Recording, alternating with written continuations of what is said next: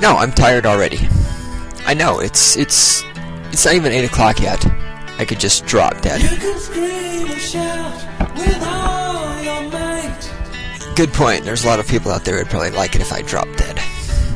Dig in your heels and hold on tight. I'm drinking this coffee, but the thing is, it's not going to kick in until... Either you are wrong or I am right.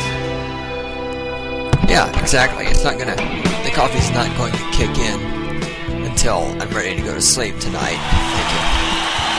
And then I'm going to be laying awake in bed until 2 o'clock in the morning. So, I mean, you can't win. You can't win for losing. I need to try sometimes. Welcome to another edition of Stating the Obvious. I'm picking up where we left off last time. Going through the weekly here. You will excuse me. Because you have no choice while I light my pipe.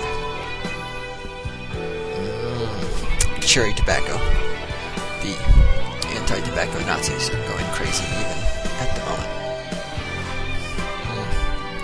And the coffee, which is not working. I am so tired, it's unreal. The email address, as always, is sto@204eastsouth.com. Send your comments, your love, your hate, your whatever you got. With us in the control room is, of course, the lovely and adorable Randy. I am tired, as I've already mentioned. It's been a long week, staying up too late. Thursday night, stayed up late watching movies. My friend Robin, we had movie night. We watched Coffee and Cigarettes, which was very, very strange. Very, very artsy. Very, very interesting, but I never ever want to see that again. It was too bizarre. So anyway, sometimes I don't mind artsy films, but that was definitely pushing the limits there. I'm gonna have some more of these coming up real soon too, because we're going to be getting into the philosophy. Well, I can't talk with a pipe in my mouth. We're going to be getting into philosophy, as I promised. I said that we would be discussing philosophy here at Stating the Obvious. I'm taking 2 philosophy classes at CSU currently. I'm taking Introduction to Ethics, and the other philosophy class I took was Introduction to Philosophy, sort of a general overview. Little did I know that the teacher who would be teaching it, and he's a card, we'll be talking about him, he's out there, but I like him, it's a good thing. He is essentially teaching this Introduction to Philosophy class as an ethics class. So, I'm taking 2 ethics classes at the same time. It's making things pretty interesting. I get confused between classes. Right. Yeah. No, but seriously, I do my reading for each class, and I get confused about what I read for which class. But it's good, though. It's good. It's really interesting. So, boy, I'm not doing good tonight. I'm sewing and butting all over the place. And maybe more coffee will help.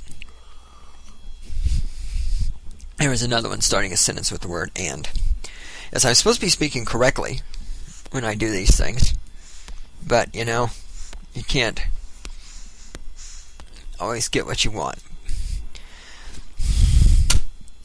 Okay, Fort Collins Weekly, this is the November 3rd issue. I promised you at the end of the last one we were going to start having fun with Republicans. This Bill O'Reilly. I love Bill O'Reilly. I like his show. He is hilarious because he reminds me so much of myself. Not necessarily what he believes, but his method of presentation. Randy, did you see when they did Bill O'Reilly on Mad TV? When Bill O'Reilly's on there going, oh God, what is he saying? He's going on about how nobody can hold his own or anything. So finally he says, so I am going to debate the only person who can hold their own against me, and that would be myself. And then the camera pulls back, and there's, another Bill O'Reilly there, and they're debating with each other, and Bill's going, no, but Bill, no, you're always right. No, Bill, I'm not always right. I mean, nobody is always right except for God. Well, no, Bill, because you are God. Yeah. It was hilarious. My little description there does not do it justice. You had to see this. It was great. He's always plugging his new book. So anyway, the Bill O'Reilly, I like the headline on here, dialing for dollars. Bill O'Reilly settles phoneless sex lawsuit. Oh, let's see, what do we got here? Citing his wish to shield his family, Fox News Channel's Bill O'Reilly settled a sexual harassment lawsuit brought by a former producer accusing him of graphically discussing sex with her. Oh man, I love this down here. This matter has caused enormous pain, but I had to protect my family, and I did. Quote, O'Reilly, whose ratings have gone up 30% since the lawsuits were filed. That's a way to get your ratings up. I'm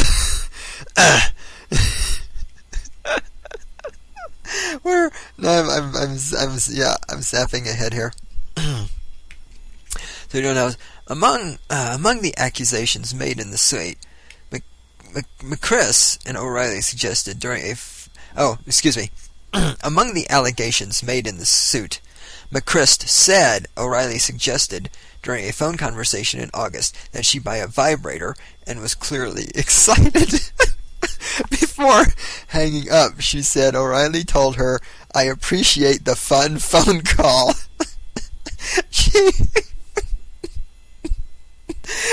She contended he made a similar call September the 21st, ending by saying, "Next time you'll come up to my hotel room and we'll make this happen."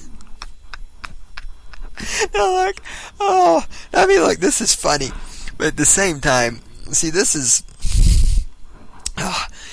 if conservatives would just have some sex and get this stuff out of their system, they wouldn't have this problem. Bill Clinton, look at Clinton. Clinton didn't have these problems. Clinton just boinked whatever big-haired, white trash-looking bimbo he could find. If O'Reilly would just go out and boink a couple of young little hot chicks, he wouldn't have this problem. But no. Conservatives try to have all this, morality and ethics shit. Oh, I'm married, I'm not going to have sex with other people.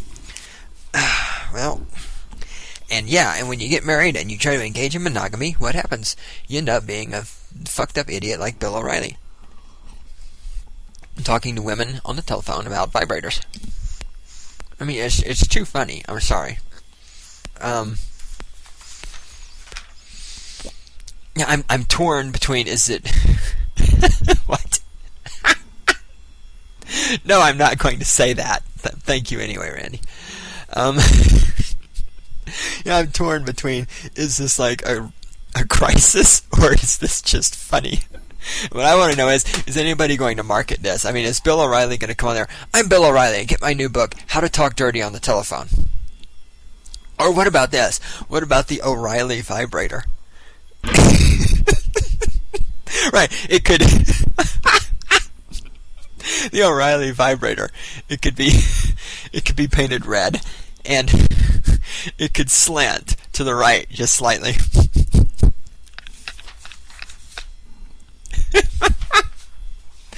I think it's a great idea. What do we got? This is old news by now.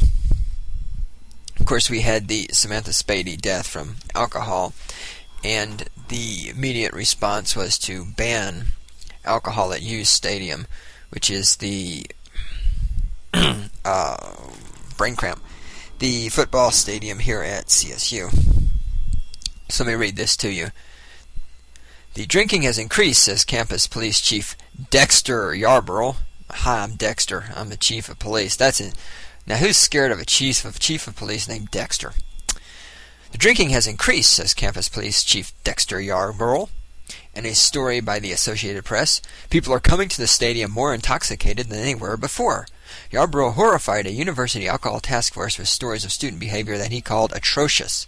Drunks spit on cops, call them names you wouldn't call anybody, and, in the case of at least one female volunteer with the Larimer County Posse, hit them in the head with heavy objects. The volunteer was struck in the back of the head with an unknown object while on horseback and treated at the scene, but she worsened and was hospitalized the next day with head trauma and missed 3 days of work. So here's stunning concept that actually, I mean, this is news now. This is news. I want everyone to bear with me, because I'm going to point out how incredibly stupid the people in power in this country are. This is news. A tree died so that these words could be printed, okay? It is news to these people that if you ban alcohol in the football stadium, people will simply get drunk at home and then drive their automobile, while drunk, to the football stadium and show up already intoxicated and making trouble. I mean, this is news. A tree died because the people here are too fucking stupid to know this. On the subject of stupid people, did I see something cool today?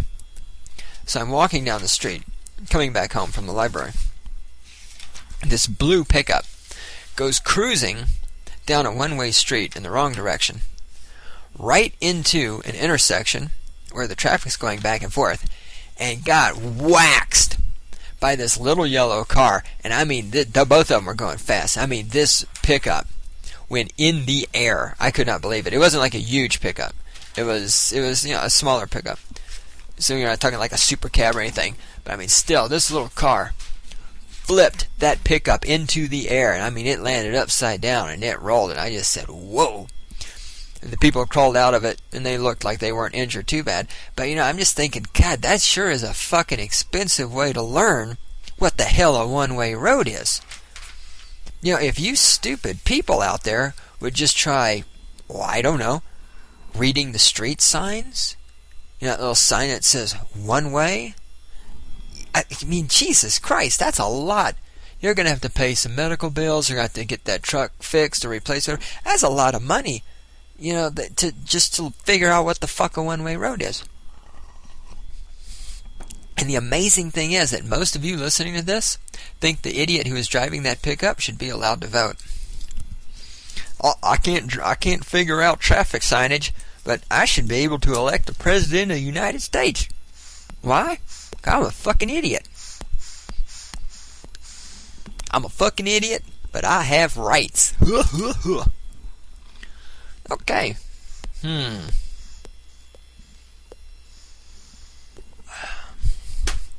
We have some... what is this? Fort Collins Weekly, November 10th. I have here 2 letters to the editor. Let me read these to you. These are interesting. Well, they must be interesting. I've got them highlighted. Now, actually, I don't remember what they're about. I'm about to find out. Well, what? Randy, stop it. Well, no, stop it. Okay, at least I'm waking up. Finally.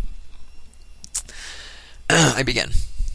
I do not believe that more people voted for Bush than for Kerry in Florida. Well... See, here we start off with the first problem with liberals, is they think that what they believe is real. So if you believe the earth is flat, does the earth become flat? No. It's still round. Alright, let me see if I can get through this letter. I do not believe that more people voted for Bush than for Kerry in Florida. The exit polls indicated Kerry won. I would suggest that something suspicious happened between the time that people voted for Kerry and the counting concluded showing a Bush win. In a logical world, we should be able to want to see the paper trail and settle the matter. Unfortunately, tens of thousands of the voting machines leave no paper trail. There is no way to determine whether there was tampering. We are asked to trust tens of thousands of machines that leave no paper trail and are produced by the Diebold Corporation, whose CEO has long supported Republicans, and who has said that he would do all he could to elect Bush. The most basic element in a democracy is transparency of voting. Without it, there can be no democracy. The Kerry campaign, the Democratic Party, and other organizations interested in fostering democracy should go to court to throw out any results that cannot be verified by a paper trail. And this idiot who wrote this is from New York City. So, this is, since we're in Fort Collins, Colorado, this is obviously one of those things where it's a form letter and you just send it out to everybody. So let's look at the obvious problems here. First of all, there's of course the fact that we don't live in a democracy. And so, we don't live in a democracy. And so people who drive the wrong way down one-way streets in their blue pickups really shouldn't be voting. But I mean, look, here we're back again to these voting machine things. And I've said this before, and I think I said it on the last one, I'm going to say it again. If everybody's so intensely needy of this paper trail, why are we using computer voting machines? I've said it already. Why don't we just use pieces of paper? No computers, no machines, pieces of paper. I know, because, it would take longer to count. It's so blindingly simple here. If you care about it that much, if it's that important that you have the little pieces of paper because you think you're getting ripped off, I'm serious. We need to go back to just plain outright paper because I'm tired. This whining, this just doesn't stop from these people. And it's never going to stop. Anytime they lose, we're going to have to go through the same thing over and over and over. Oh, they stole the election. Oh, the computers were rigged. Blah, blah, blah, blah. We need to go back to paper ballots. We have another letter here. Oh, this one is from... Wait, where's M.A.? No, not Minnesota? Massachusetts. Another form letter. Members of the media, many of you are to blame for what happened on Tuesday. Bush's total failure in foreign and domestic policy is obvious to anyone who gathers the research, but you, the media, are also supposed to do some of this research before you print either party's bulletin points. You have wasted too much time blindly parroting the administration's lies, and recent efforts to tell the truth came too late. Half of the people have been kept in the dark about Iraq and the disastrous effects of the tax cuts. People have had to dig for truth on economic data websites and weblogs kept by amateur journalists. They don't have your resources, your experience, or your corporate overseers. This was not a normal election. The people were really up against a deliberate and blatantly corrupt consolidation of power devised in corporate boardrooms. Yet you have presented their lies as equal to accurate descriptions of truth. Our democracy had one last chance to survive. With Bush and the GOP in power, this nation has ceased to be what our founders created, and you are culpable. You have failed, each one of us, the working people of the United States. Rise, communist, rise! It doesn't say rise, communist, rise. I added that. The working people of the United States. I wonder what this guy's party affiliation might be.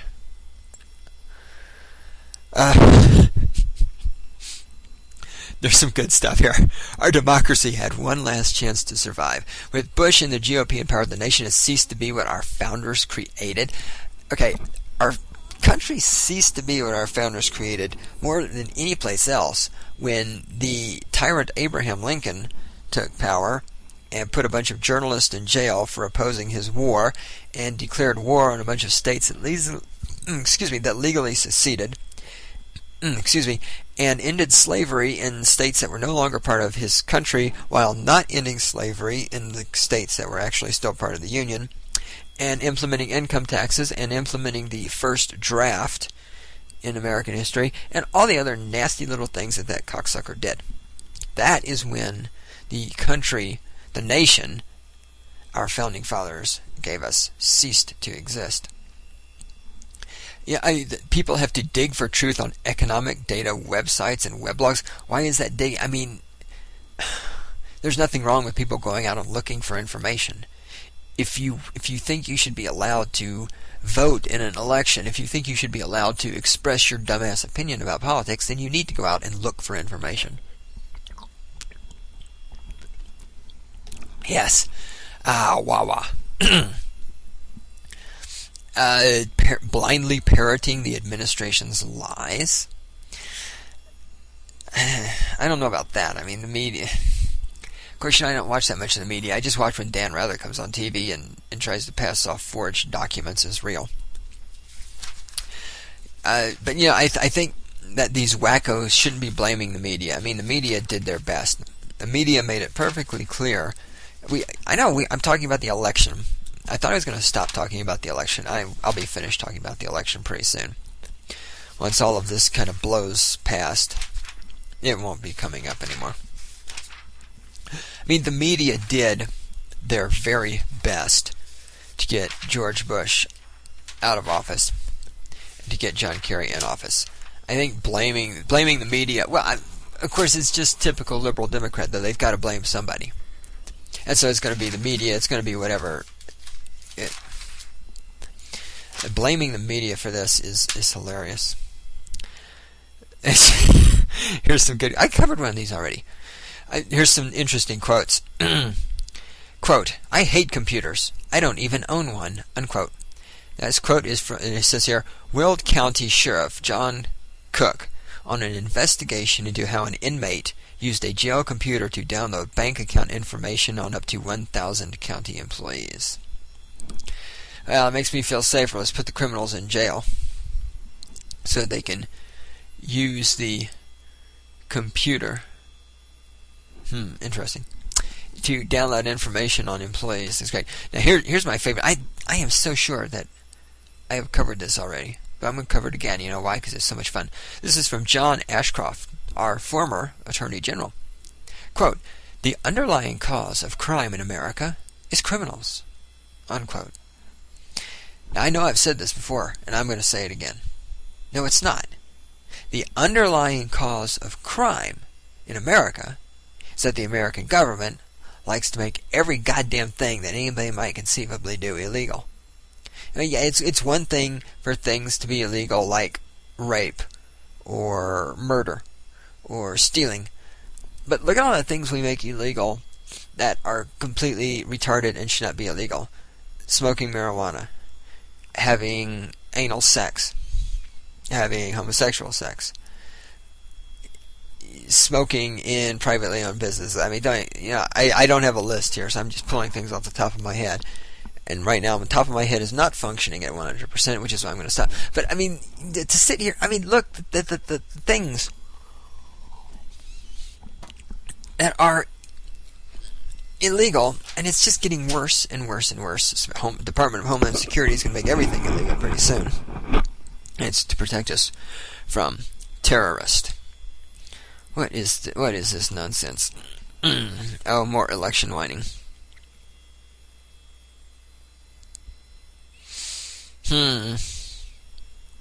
This is a website, www.sorryeverybody.com, set up by some liberal wacko. So here's a short story. This guy set up this www.sorryeverybody.com so that American people can apologize to the world for re-electing George Bush. Has photographs of people on the website, and one photograph is of a man with a sign that reads, quote, "This one of the 55,902,001 American that voted." See,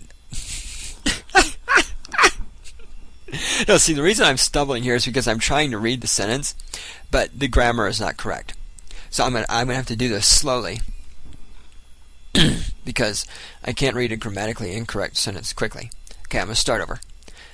This one of the 55,902,001 American that voted against Bush would like to apologize for the 59,422,689 idiots who did.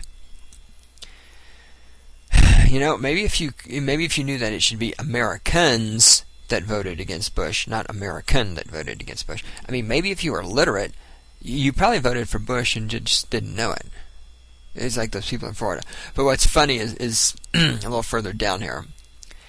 This guy's name, who runs this website, is Zetlin. Zetlin now hosts the website privately, which he estimates will cost $6,000 to $7,000 a month. Now, I have a website. You're on it right now. Or, well, maybe. You may have got this file from somebody else. My website doesn't cost $6,000 to $7,000 a month. The fuck does a website cost $6,000 to $7,000 a month? That's ridiculous. ODB dies. ODB played, those of you who don't know, Old Dirty Bastard from Wu-Tang Clan. Played at the Aggie here in Fort Collins. And not long after that, he died. Of course, autopsy reports have long ago come back. And not surprisingly, he was, pretty much a walking pharmacy. But still, that reminds me, I should listen to some ODB tonight. I could use that, yeah. That might get me into groove, baby. Randy, go get the ODB. No, we can't listen to it right. I don't want to listen to it right now. Not while I'm recording. Or maybe we should. Maybe this would be an interesting little diversion. I mean, yeah, this could actually be good. Hit it. Yeah.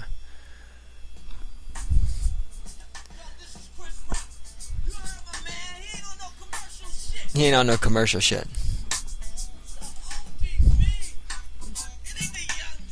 No, not the young DB.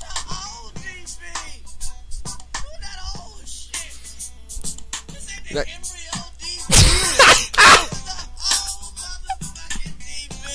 not the embryo DB.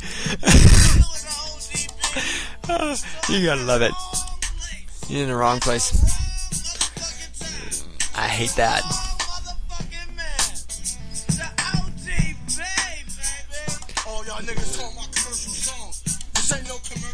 ODB doesn't make commercial stuff. I love it.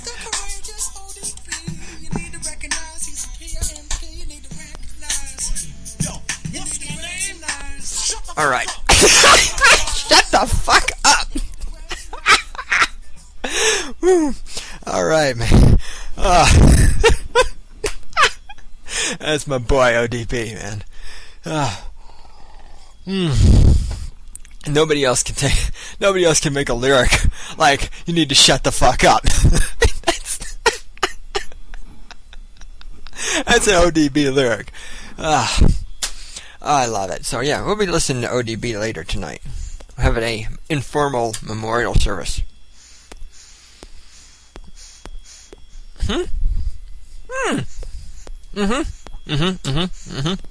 That's a good idea.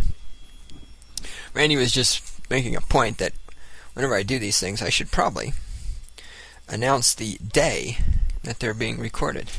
Yeah, we've never done that before. We've always just slapped it in the tags for the MP3s. I've never done that. What is today? Today's the 29th of January, 2005. Yeah, we have to make a point of this. See, this is another of those things that I need to remember to add at the beginning of each. All right, let's get back to it. We're fucking off here. Okay. Now we're gonna get to something I'm fired up about. Coffee shops. As we all know, I attend. To say I attend Bug's coffee shop, and I'm pretty picky about my coffee shops. Here in Fort Collins, we have plenty of them. So there's a cover story in the Weekly. This is from December 15th edition. About Starbucks is moving in 2 more coffee shops in the downtown area. One of them is in the Safeway that's right next, well, not right next, but a block and a half from where I live. They're putting in another one somewhere. And of course, everybody is up in arms. I'm trying to decide where I want to start with this. They're interviewing local people and all this stuff. I mean, right, look, the first thing, let me say about Starbucks opening up more locations in downtown Fort Collins area. At least somebody's opening up a business that's going to stay in business.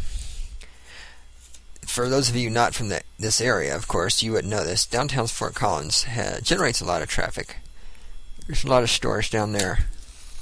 A lot of restaurants, bars, and coffee shops and all sorts of other stuff. But things are constantly going out of business. I have never seen. Just recently, another clothing store went out of business because people keep opening these clothing stores down there that sell this really expensive clothing. It's like, who the hell can afford that shit? So, considering the failure rate of businesses in the downtown Fort Collins area, they should be happy that somebody's opening a business that isn't going to close in 3 months. I mean, once Starbucks is there, it's going to be there forever. Yeah, some of you may say their coffee is shitty, and some of you may say they don't pay their employees much. I don't know. I'm not sure I've actually heard that, but that's probably one of the charges. But at least their employees are going to have a job for as long as they want to be there. Unlike these other places that come into business, last for 3 months, and go out of business. So, these people ought to be happy because somebody's going to get a job out of it. And somebody's going to get some cheap coffee out of it. Yeah. So let's read. All right, I'm going to read a couple of paragraphs here to to make a point. Any other coffee entrepreneur would look at Fort Collins, particularly the campus Old Town area, and see a saturated market. Consider the list. In addition to Deja Vu, there is also the Alley Cat, and the new Monet's Morning Coffee within 40 yards of the Laurel College intersection where Starbucks plans its newest store. From there, an easy stroll downtown brings coffee drinkers to the city's caffeine epicenter. Downtown is home to Starry Night Coffee Company, Everyday Joe's, Beatnik Coffee, The Bean Cycle, Muggs Coffee Lounge, and Cafe Adore. And another Starbucks, of course, all within an area 4 blocks long and 2 blocks wide. You'd think there would barely be room for another, and indeed, some local coffee owners have found the competition to be too much. The Western Coffee Bar, in the location where Beatnik is now located, went out of business over the summer. And more recently, the Oak Street Cafe closed its doors. Oak Street Cafe opened after the popular Blue Note Cafe went out of business, and in 2003 the Java Cup closed its doors. It's possible that Fort Collins, or at least Old Town, has already reached the limit for the number of coffee shops it can support.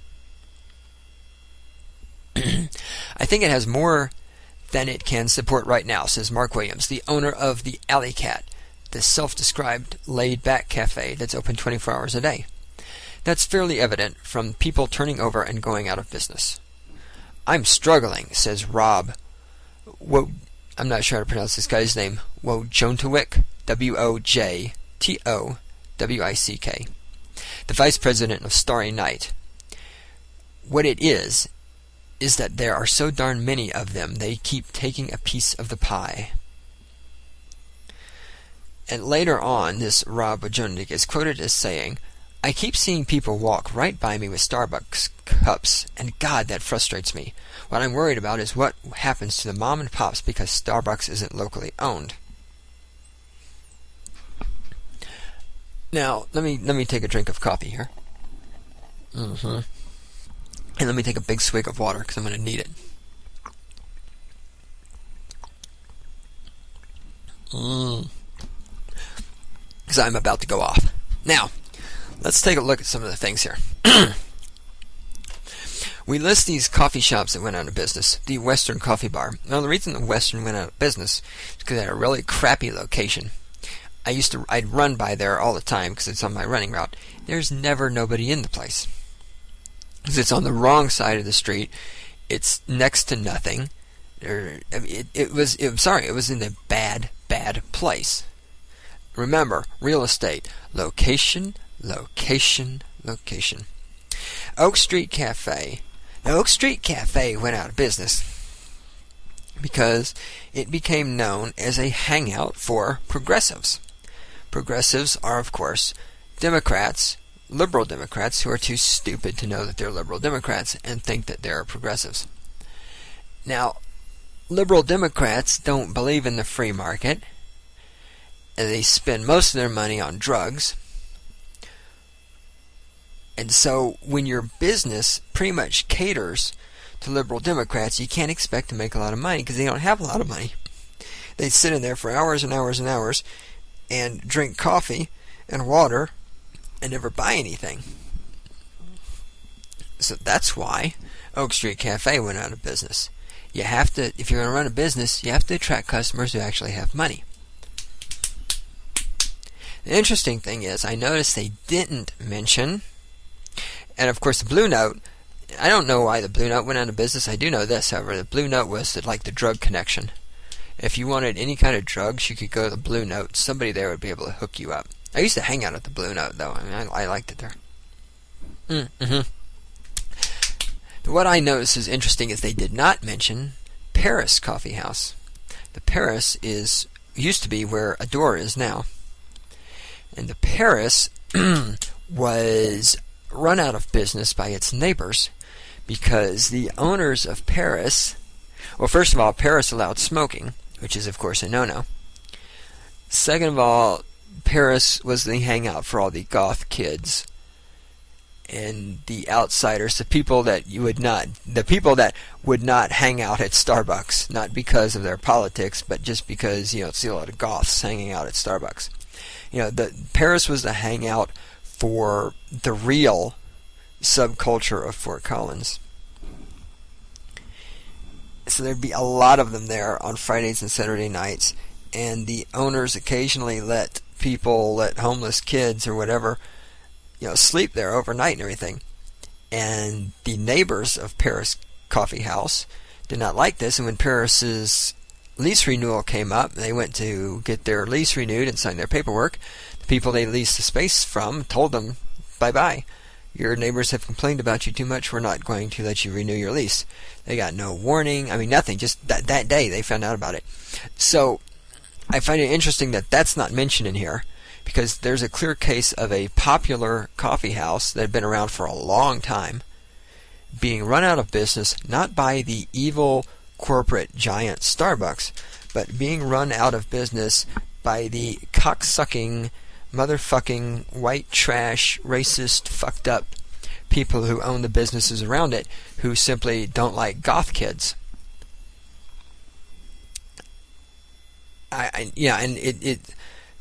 So this whole thing that only Starbucks kills other coffee shops, I think it was... No, I mean, yeah, it was definitely... This was strategically left out of this article. I mean, there's no doubt about it. Of course it was. You don't think they're going to write what I just said, or anything even close to what I just said, because the whole purpose of this article, like most journalism, is not to tell the truth. It's to attack and defame somebody, in this case, Starbucks. The alley cat, I have nothing against the alley cat. This is interesting, though, these quotes from the Starry Nights idiot. I mean, I used to go to Starry Nights occasionally, and the reason people walk past Starry Nights with Starbucks cups is because Starry Nights sucks.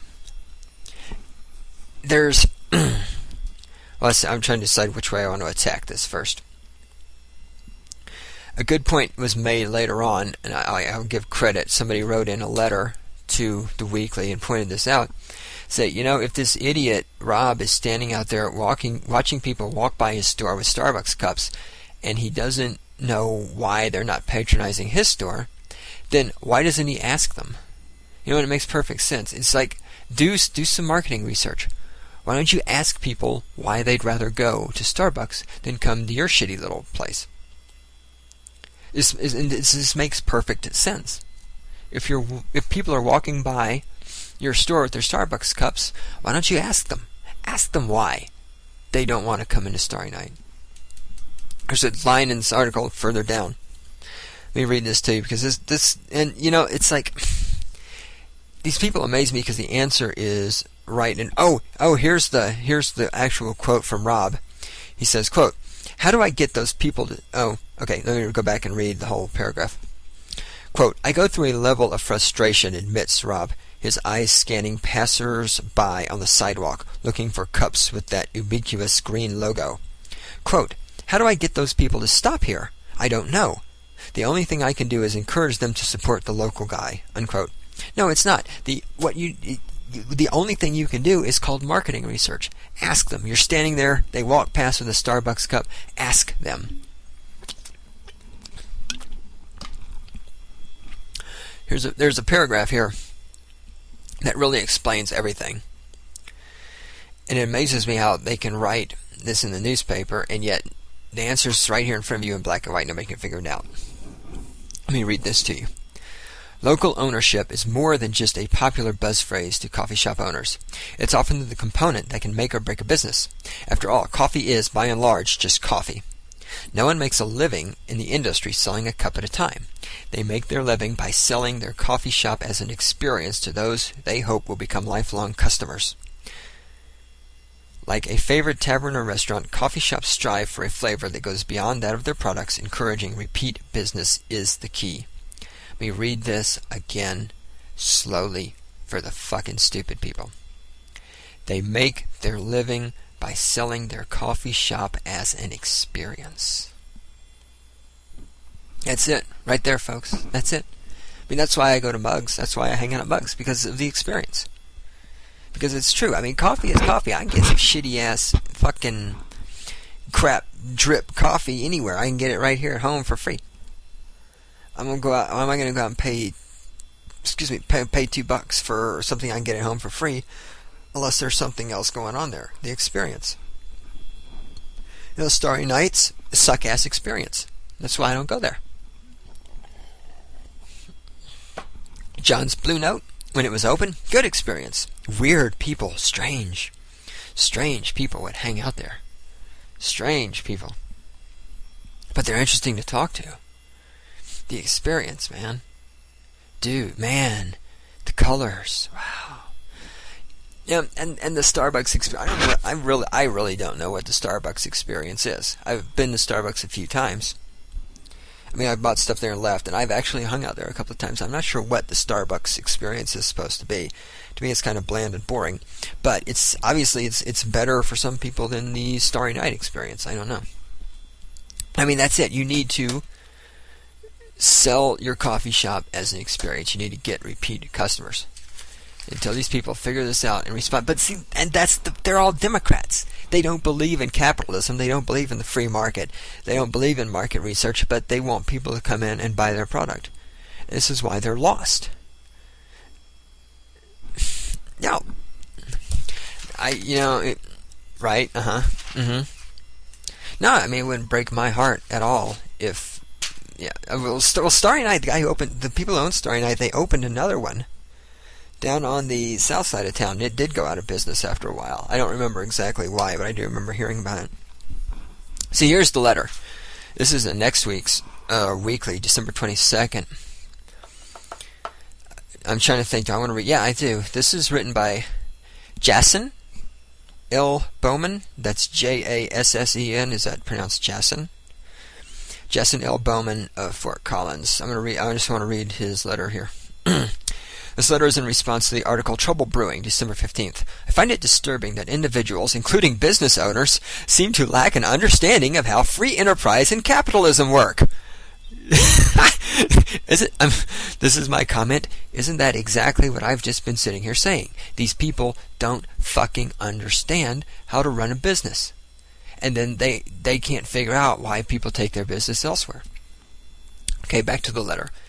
When talking about companies such as Walmart and Starbucks, many locals lament over the big bad corporate woof. What people need to realize is that the big corporations are in business for the exact same reason as small businesses, to make a profit. Local business owners shouldn't complain when big corporations come into town or expand locations. It's part of business, and local business owners simply need to learn how to compete. Due to economics of scale, it's difficult for small local businesses to compete on price or variety of available merchandise, so they need to learn other ways to compete. Instead of moping around and whining about Starbucks opening 2 more locations in Old Town, local business owners need to wake up and smell the coffee and realize what this really means. Starbucks' internal market research shows the Old Town coffee market isn't being adequately serviced, and therefore there is room for more competition. In other words, the local coffee shops simply aren't meeting the needs and wants of the marketplace. Rob Wojtowicz. I'm serious. Okay, seriously. I'm not trying I'm not purposely trying to fuck up this man's name. As many of you know, I do that on purpose sometimes. This is not a case of me doing that, okay? I honestly don't know how to pronounce the man's name. So I'm just going to call him Rob. I'm sure if I met Rob, I'm sure I'd think he was an idiot, but I'm not trying to demean him by making fun of his name. I returned to the letter. Rob of Starry Night stated, "How do I get those people to stop here? I don't know." Well, obviously, he needs to learn how. I suggest he start by simply standing out there on the sidewalk, stopping people, and asking them. Local business owners need to do their own market research and discover for themselves what Starbucks already knows, that the local coffee shops can make the changes to their business models and the marketing plans that will enable them to compete. A good idea may be for the Old Town coffee shops to band together informally in order to hire a market research consultant. Perhaps these business owners need to meet with a business coach to learn how to run their businesses. Perhaps they need to identify their unique selling proposition, USP, identify their target marketing, and implement a solid business plan to deliver that USP to their target market. I'm not trying to say these business owners don't know how to run their companies, but maybe it's time to try something new. Actually, on a side note, he did say that they don't know how to run their businesses early in the letter. So he kind of contradicts himself. But I'm just pointing that out in the issue of fairness, because I don't want you. No, I'm being totally. If he says something wrong in his letter, it's issue fairness here.